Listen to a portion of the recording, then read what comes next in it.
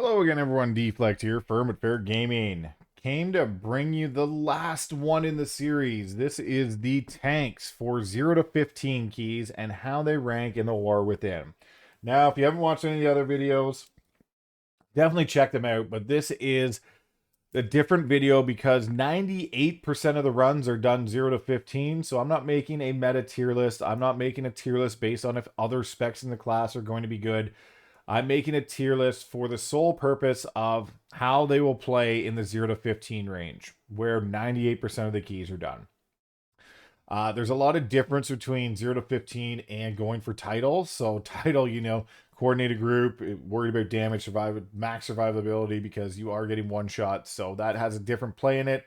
I don't care about the meta for this video. This is just going to be the 0 to 15. I don't care if other specs in their class are doing phenomenal, like if Frosty K is a meta pick. I don't care. That does no evaluation on blood. And that's just an example I'm using. So, getting right into this. Blood DK. Blood DK is doing very well. It's the only healer that's still self-sustained. It's the only reason I put it here and not S tier. It does have a lot of survivability, does some pretty good damage. It doesn't have the most utility, but it can carry itself in a group and can help out the group. But it can't really like just full carry a group. You can carry yourself, but not the group, if that makes sense.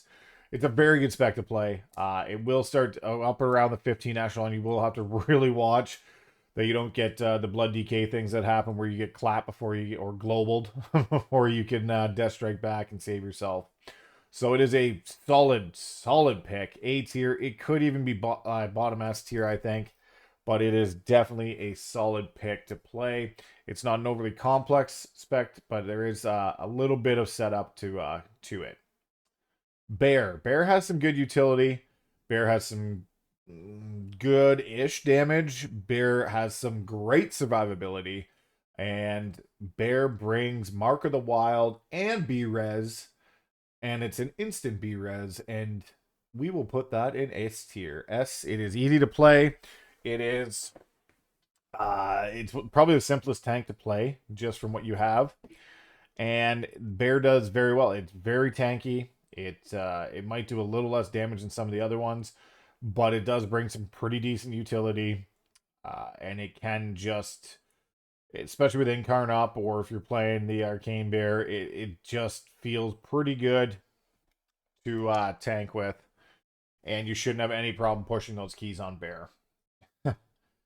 Brewmaster Monk. Well, fuck me. They went an entire expansion without getting looked at. And then and the bottom. Let's not just say not getting looked at. They were in the bottom. And then they finally started. So the payoff with Brewmaster always was you do high damage, but you are the least tanky. So that was always the payoff. Well, now they're not even the highest damage, but they're still the least tanky. So Blizzard decided, because they watched some logs with Equinox Monks who pushes this thing to the absolute max, that they needed to nerf some of the damage. So Vengeance Demon Hunter is doing more damage, and it's more tanky. There's a lot that are very close on damage and are way more tanky. Brewmaster will require the most healing from the healer out of every one of these tanks, which is fine if you get the payoff of huge damage, but they nerf that. So unfortunately, and this pains me as a fucking monk main, Brewmaster is going to be at the bottom. I just don't know what tier I'm gonna make bottom. It's still gonna be viable, but it's at the bottom. So we're gonna make B tier the bottom, because the rest are above it. It is the least tank here, so we'll put it that way. Prot Paladin. Prot Paladin saw the heaviest of nerfs for the tank classes, which is unfortunate. They did make their consecration follow you for 4 seconds, which helps, but fuck, I hate that gameplay. It is painful to play, where you have to worry about putting consecration down all the time, but it is, I guess, look at it as a defensive that you can constantly spam, I suppose. It does suck when you're trying to, move things around and kite, and, they took out all the affixes where you have to do that, but it is still an issue. Now, the fact that Paladin is the tank and if you played in Shadowlands, was known for carrying groups. They have Sack, they have Bop, they have the I forget the one word, spell reflect, spell ward, something like that. They have spell ward or block or whatever it is to put on other people to get them through. They have word of glory to put on other people to heal them up. Now their healing is kind of shit, but it did get a minor buff a week or so ago.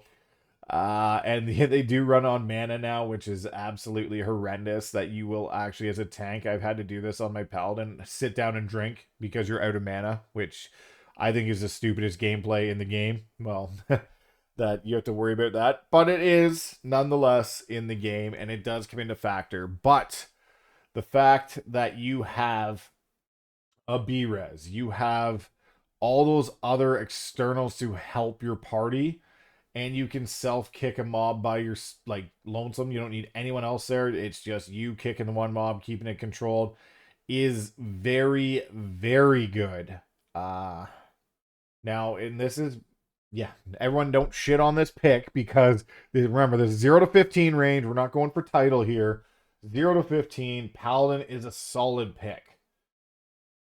Paladin is going to go A tier for the reason it can just help the group that much more. A good Paladin, knowing when to help the group and sack and bop and all that, is really, really helpful. So, because of that, they are going to A tier. Now, you're really gonna notice it in the upper echelon around the 14, 15 level, the Paladin defensive nerfs. But that's also pushing the top, and I got to take in consideration also the bottom too. So for that reason, Paladin is going to A tier. Uh, that yeah, I don't think you can really argue that one too hard, but let me know in the comments. Vengeance Demon Hunter. So Vengeance Demon Hunter is doing the most damage out of any tank right now. They are cranking it. Their defensives are a little on the lower end of the tanks. And I'm really, really curious. Well, I'm not curious. I'm really debating where to put it. It is still. I don't. This is the problem. The problem is, in the right hands, Vengeance is very good. If you don't rotate your defenses or use them properly, Vengeance can drop down a bit. Vengeance doesn't have a lot of defensives to pick from, but knowing how to use them is very important. It's not like Blood DK that you literally just spend your defenses because you have one for everything and they're on such a short cooldown. It's not like a bear where you just hammer Iron Fur and you're just sitting there and you just have one of the shortest, best DRs in the game with Bark Skin. It's a little more specific than that, particular, and it has a lot of, the sigils are great. The silent sigil, even though they're nerfed, you don't get 2 of them. That was a little bit OP compared to everyone else. It's very tricky where to put. I'm gonna put it low A. We're gonna go low A because if you do not rotate your defensive properly, you will get crushed. You can do some insane damage on a Vengeance if you know how to work your cooldowns and doing your rotation and pulling the right time. Yeah, we're gonna leave that low A. This is gonna be a mixed up tier list for everybody. So next we have Prop Warrior, and this Prop Warrior right now is it's a lot of good. There's a lot of good Prop Warrior right now. It has some pretty good damage. It's got some decent CC. It's kind of like middle of the tier for that. It's got some great things you can spell reflect this one. It does some pretty decent self-sustain. It's in a good spot right now. And I don't know whether to move this now. I might have to juggle the tier list because Prop Warrior is definitely, I think, ahead of Prop Paladin, even though the utility is not as good. It just wants to get in there. Nope, just doesn't. There we go. Definitely ahead of Prop Pally. And it's got some just great defensive you can use. It does some great damage. It just brings a little bit of everything. Again, the spell reflect this season is going to be insane. But I think if that's A tier, I have to move DK up to S tier. And knowing that DK's limit where you're really going to have to thread it is going to be around the 15 level, I think DK deserves to be an S tier. I do. So we made a minor adjustment to that. That Bear and DK are S tier. As DK just the self-sustain. It's the only full self-sustained tank in the game right now.